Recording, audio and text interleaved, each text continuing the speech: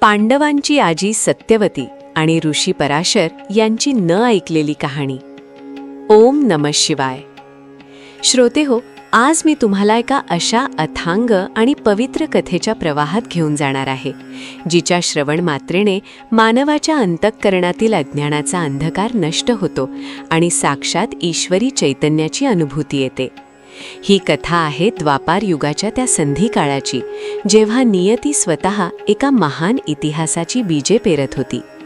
ज्या कथेमध्ये भक्ती आहे, समर्पण आहे आणि एका विलक्षण दैवी मायेचा स्पर्श आहे, ती कथा म्हणजे माता सत्यवती आणि महर्षी पराशर यांची ही पावन भेट. ही केवळ एक भेट नव्हती, तर येणाऱ्या महाभारताचा तो पाया होता. जे लोक ही कथा अत्यंत श्रद्धेने ऐकतील, त्यांच्या जीवनातील सर्व दुःखांचे डोंगर पोखरले जातील आणि त्यांच्या कुळात साक्षात सरस्वतीचा वास राहील, अशी या कथेची फलश्रुती आहे. श्रोते हो, कल्पनेच्या चक्षुंनी पहा तो यमुनेचा विशाल आणि पवित्र किनारा. सूर्याची सुवर्ण किरणे संथ वाहणाऱ्या काळ्याशार पाण्यावर नर्तन करत होती. त्या काळी यमुनेचे पात्र म्हणजे केवळ पाण्याचा प्रवाह नव्हता, तर ते एक जिवंत चैतन्य होते. नदीच्या काठी वसलेल्या एका छोट्याशा कोळी बांधवांच्या वस्तीमध्ये एक दिव्य कन्या लहानाची मोठी होत होती. तिचे नाव होते मत्स्यगंधा, जिच्या अंगाला माशांचा उग्र वास येत होता, पण जिच्या डोळ्यांमध्ये साक्षात विश्वाचे सौंदर्य एकवटलेले होते. ती निषादराज दाशराज यांची मानलेली कन्या होती.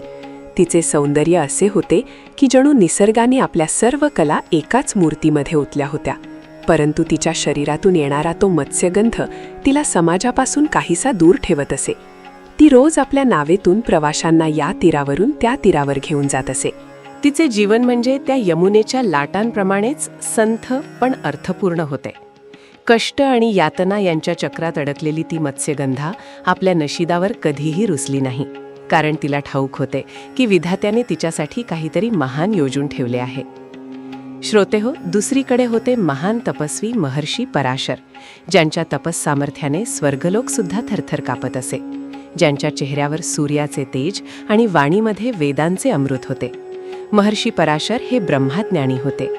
एकदा त्यांना एका विशिष्ट मुहूर्तावर यमुनेच्या पलीकडे जाणे अत्यंत आवश्यक होते, कारण त्या क्षणी ग्रहांची स्थिती अशी होती की त्या काळात जन्म घेणारा बालक साक्षात विष्णूचा अंश असणार होता.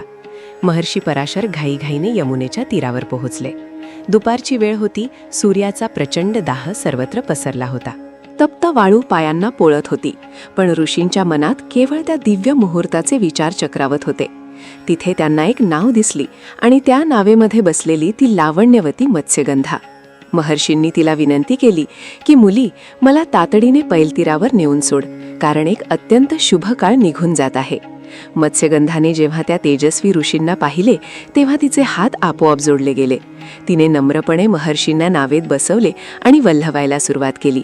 यमुनेच्या मध्यभागी पोहोचल्यावर महर्षी पराशरांनी पाहिले की तो अद्भुत मुहूर्त आता अगदी जवळ आला आहे. त्यांनी आपल्या दिव्य दृष्टीने पाहिले की ही मत्स्यगंधा कुणी सामान्य स्त्री नसून एक अत्यंत पवित्र आत्मा आहे, जिच्या गर्भातून जगाला ज्ञान देणारा महापुरुष जन्माला येणार आहे. महर्षींनी तिला आपली इच्छा सांगितली.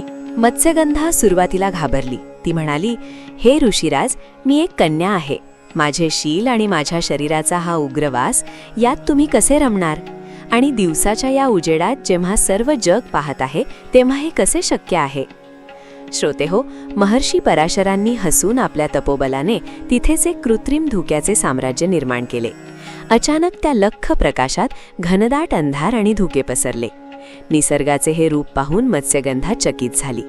महर्षी तिला म्हणाले, बाले, तुझे शील अभंग राहील आणि तुझ्या शरीराचा हा मत्स्यगंध कायमचा नष्ट होऊन तुझ्या शरीरातून 10 योजने लांबपर्यंत दरवळणारा सुगंध येईल. तू योजनगंधा म्हणून ओळखली जाशील. महर्षींच्या त्या शब्दांनी आणि स्पर्शाने मत्स्यगंधाच्या जीवनाचे सोने झाले. तिच्या शरीरातून कस्तुरीचा आणि गुलाबाचा असा काही सुगंध सुटला की संपूर्ण वातावरण सुगंधी झाले. त्याच क्षणी त्या नावेवर एका अचाट तेजाचा उदय झाला.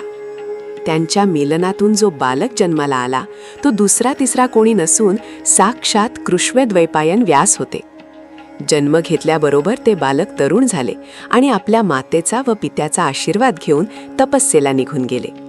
जाताना त्यांनी आपल्या मातेला वचन दिले की आई, जेव्हा तुला माझी आठवण येईल तेव्हा मी तुझ्यासमोर प्रकट होईन. श्रोते हो, विचार करा, ती माता किती धन्य असेल जिच्या पोटी वेदांचे विभाग करणारे व्यास ऋषी जन्मले. ही कथा ऐकताना अंगावर शहारे येतात. मत्स्यगंधेची ती योजनगंधा झालेली अवस्था आणि महर्षींचे ते अगाध ज्ञान हे सर्व त्या यमुनेच्या साक्षीने घडत होते. पण ही तर केवळ सुरुवात होती. सत्यवतीच्या आयुष्यातील संघर्षाचा खरा अध्याय तर आता सुरू होणार होता, जो तिला थेट हस्तिनापूरच्या राजसिंहासनापर्यंत घेऊन जाणार होता. श्रोते हो, त्या धुक्याच्या पडद्याआड नियतीने आपले कार्य सिद्ध केले होते. महर्षी पराशर आणि माता सत्यवती यांचा तो क्षणिक सहवास केवळ शारीरिक मिलन नव्हता, तर ते एका महान ज्ञानाच्या अवताराचे प्रयोजन होते. जसा धुक्याचा तो पडदा ओसरला तशी यमुनेच्या त्या संथ पात्रावर पुन्हा एकदा सूर्यप्रकाश झळकू लागला. पण आता सर्व काही बदलले होते. मत्स्यगंधेच्या अंगाचा तो दुर्गंध आता पूर्णपणे लोप पावला होता आणि तिच्या रोमरोमातून एक असा सुगंध दरवळू लागला होता, ज्याने केवळ ती नावच नाही तर यमुनेचा दोन्ही तीरांवरील परिसर मंत्रमुग्ध झाला. तो सुगंध इतका दिव्य होता की खुद्द वनदेवताही त्याकडे आकर्षित झाल्या. सत्यवती आता खऱ्या अर्थाने योजनगंधा झाली होती. तिच्या चेहऱ्यावर एक वेगळीच तेज, एक वेगळीच परिपक्वता आणि डोळ्यांत साक्षात विधात्याचा आशीर्वाद दिसत होता. पराशर ऋषींनी तिला आशीर्वाद देऊन आपला पुढील मार्ग धरला. पण त्याआधी त्यांनी तिला सांगितले की मुली, तू विचलित होऊ नकोस. तुझे हे मातृत्व जगाला एक महान दीप देणारे ठरेल.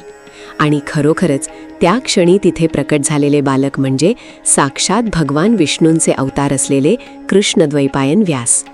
त्यांनी आपल्या मातेचे दर्शन घेतले आणि ते वनात निघून गेले. श्रोते हो, सत्यवती पुन्हा आपल्या पित्याकडे म्हणजे निषाद राजांकडे परतली. तिचे ते बदललेले रूप आणि तिच्या शरीरातून येणारा तो अलौकिक सुगंध पाहून निषादराज चकित झाले. पण त्यांना हे माहीत नव्हते की त्यांच्या या मुलीच्या नशिबात साक्षात हस्तिनापूरच्या राजसिंहासनाचे वैभव लिहिलेले आहे. काळ कोणासाठी थांबत नाही. वर्षे सरली, ऋतू बदलले. हस्तिनापूरचे महाराज शंतनू एकदा शिकारीच्या निमित्ताने यमुनेच्या याच तीरावर आले. अरण्य भ्रमण करत असताना अचानक त्यांच्या नाकाला एक विलक्षण सुवास स्पर्शून गेला. तो सुगंध इतका मोहक होता की महाराज आपली शिकार विसरून त्या सुगंधाच्या शोधात निघाले. शोधता शोधता ते यमुनेच्या पात्रापाशी पोहोचले आणि तिथे त्यांनी पाहिले एका नावेमध्ये बसलेली ती लावण्यवती योजनगंधा. तिचे सौंदर्य पाहून शंतनू महाराज आपले भान हरपून बसले. त्यांना वाटले की साक्षात लक्ष्मीच पृथ्वीवर अवतरली आहे. महाराज शंतनू यांनी निषादराजांकडे जाऊन सत्यवतीचा हात मागितला. पण निषादराज हे एक दूरदृष्टी असलेले पिता होते. त्यांनी महाराजांसमोर एक अट ठेवली. ते म्हणाले, महाराज, माझी कन्या तुमच्या राजवाड्याची राणी होईल, पण तिने जन्म दिलेला पुत्रच हस्तिनापूरचा उत्तराधिकारी व्हावा असे वचन मला हवे आहे. हे ऐकून शंतनू महाराज द्विधा मनस्थितीत सापडले, कारण त्यांचा मोठा मुलगा देवव्रत भीष्म हा आधीच युवराज म्हणून घोषित झाला होता. महाराज निराश होऊन महालात परतले. आपल्या पित्याची ही व्याकुळता पाहून देवव्रताने जेव्हा सत्य जाणून घेतले तेव्हा त्या पितृभक्त पुत्राने निषाद राजांकडे जाऊन भीषण प्रतिज्ञा केली की मी कधीही राजसिंहासनावर बसणार नाही आणि आजन्म ब्रह्मचारी राहीन, जेणेकरून सत्यवतीचा मुलगाच राजा होईल. या त्यागामुळेच देवव्रताचे नाव भीष्म पडले. सत्यवती हस्तिनापूरची पट्टराणी झाली. त्याला चित्रांगद आणि विचित्रवीर्य हे 2 पुत्र झाले. पण नियतीचा खेळ पहा श्रोते हो. शंतनू महाराजांच्या निधनानंतर आणि भीष्मांच्या प्रतिज्ञेमुळे राज्याचा सर्व भार सत्यवतीच्या खांद्यावर आला. तिचे 2ही मुलगे अल्पायुषी ठरले. चित्रांगद एका युद्धात मारला गेला आणि विचित्रवीर्य निपुत्रिक अवस्थेतच रोगाने मृत्यू पावला. हस्तिनापूरचे सिंहासन रिकामे झाले. कुरुवंशाचा दिवा विझण्याच्या मार्गावर होता. अशा वेळी माता सत्यवतीला आपल्या त्या पहिल्या पुत्राची आठवण आली, ज्याला तिने यमुनेच्या तीरावर जन्म दिला होता. तिने स्मरताच भगवान वेदव्यास तिथे प्रकट झाले. सत्यवतीच्या डोळ्यात अश्रू होते.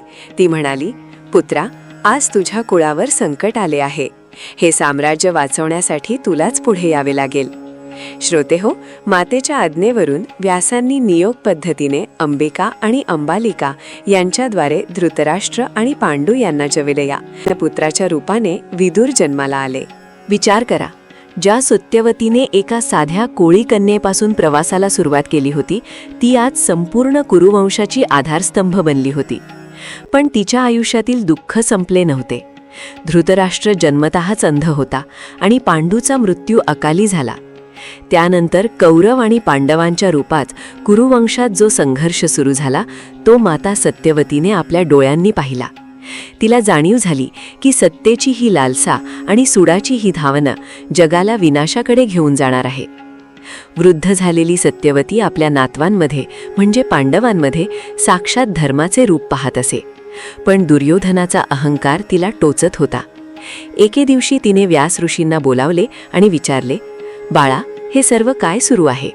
मी माझे संपूर्ण आयुष्य हे कुल टिकवण्यासाठी वेचले, मग आज हे कुल आपापसात का लढत आहे? त्यावर व्यासांनी अत्यंत शांतपणे सांगितले, माते, काळ हा कोणालाही क्षमा करत नाही. जे जन्माला आले आहे त्याचा विनाश निश्चित आहे. तू आता हे मोहबंध सोडून तपस्येकडे वळ. सत्यवतीला उमजले की ज्या साम्राज्यासाठी भीष्माने त्याग केला आणि तिने आयुष्यभर संघर्ष केला, ते सर्व नश्वर आहे. तिने हस्तिनापूर सोडण्याचा निर्णय घेतला. श्रोते हो, कथेचा हा टप्पा अत्यंत हृदयद्रावक आहे.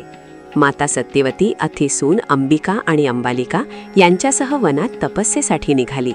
ज्या यमुनेच्या काठी तिचे बालपण गेले होते, त्याच यमुनेच्या साक्षीने तिने जगाचा निरोप घेतला. तिचे जीवन म्हणजे एक महाकाव्य होते. ती केवळ पांडवांची आजी नव्हती, तर ती संघर्षाची मूर्ती होती. तिने शिकवले की परिस्थिती कितीही प्रतिकूल असली तरी मनुष्याने आपले कर्तव्य विसरू नये. मत्स्यगंधा ते योजनगंधा आणि योजनगंधा ते कुरुवंशाची राजमाता, हा तिचा प्रवास म्हणजे मानवी इच्छा आणि ईश्वरी नियोजन यांचा एक अद्भुत संगम आहे. या कथेचे श्रवण केल्याने ज्यांच्या घरात कलह आहे त्यांच्या मनाला शांती लाभते. ज्यांना अपत्यप्राप्तीसाठी अडचणी येत आहेत त्यांना माता सत्यवतीच्या आशीर्वादाने आणि व्यासांच्या कृपेने सुबुद्ध संतान प्राप्त होते. जीवनातील संघर्षात खचून न जाता धैर्याने कसे उभे राहावे हेही कथा आपल्याला सांगते. कथेच्या शेवटी साक्षात व्यास ऋषींनी महाभारताची रचना केली, ज्यात त्यांनी आपल्या मातेच्या संघर्षाला अजरामर केले. जो भक्त ही कथा पूर्ण श्रद्धेने ऐकतो, त्याच्या जीवनातील सर्व संकटांचे धुके महर्षी पराशरांच्या त्या दैवी धुक्याप्रमाणे विरून जाते आणि त्याच्या आयुष्यात ज्ञानाचा सूर्य प्रकाशतो. श्रोते हो, अशी ही माता सत्यवती आणि पराशर ऋषींची न ऐकलेली कहाणी. ही केवळ इतिहासातील पाने नाहीत, तर आपल्या जीवनाचे सार आहे. ज्याप्रमाणे यमुनेचे पाणी वाहत राहते, तशीच ही कथा पिढ्यानपिढ्या आपल्या अंतःकरणात वाहत राहील आणि आपल्याला सत्याच्या आणि धर्माच्या मार्गावर चालण्याची प्रेरणा देईल. चला तर मग या महान कथेला वंदन करून आणि माता सत्यवतीच्या चरणी नतमस्तक होऊन आपण आपल्या वाणीला विराम देऊया. ही कथा तुमच्या जीवनात आनंद, समृद्धी आणि आध्यात्मिक तेज घेऊन येऊ, हीच ईश्वराच्या चरणी प्रार्थना. पुंडलीक वरदे हरिविठ्ठल श्री ज्ञानदेव तुकाराम पंढरीनाथ महाराज की जय. जगदंब जगदंब. मला आशा आहे की हा व्हिडिओ तुम्हाला नक्की आवडला असेल. व्हिडिओ आवडला असेल तर एक लाईक नक्की करा आणि कमेंटमध्ये जय श्रीकृष्ण नक्की लिहा.